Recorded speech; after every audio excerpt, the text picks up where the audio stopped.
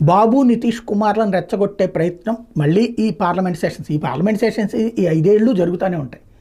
ఎందుకు అంటే ఈ ప్రభుత్వాన్ని కూల్చేసి వీళ్ళిద్దరూ అటుకొచ్చేస్తే సరిపోతుంది అన్నాడు. పోనీ అట్లాగైనా మద్దతు వస్తుందా అంటే సాధ్యం కాదు. వాళ్ళకుంది 232. ఈ 32కి ఈ 16 కలిస్తే 38, 48, వాళ్ళ 12 కలిస్తే 50, 60, 260 అక్కడికి. అక్కడ భారతీయ జనతా పార్టీకి 240 సింగిల్గా ఉంది. వీళ్ళిద్దరూ తగ్గితే ఏంటని మరి మిగతాది కూడా కలిపితే ఎన్డీఏలో ఈ 28 కాకుండా వాళ్ళకి 265 ఉన్నాయి.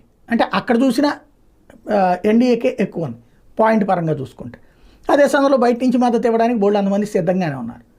కాకపోతే ఇక్కడ పాయింట్ ఏంటంటే అంటే ప్రభుత్వాన్ని కూల్చేయాలి అన్నటువంటి కాన్సెప్ట్ సీరియస్గా ఎఫర్ట్ పెట్టడం అన్నటువంటిది. ఏం జరుగుతుంది అంటే ఏమీ జరగదు.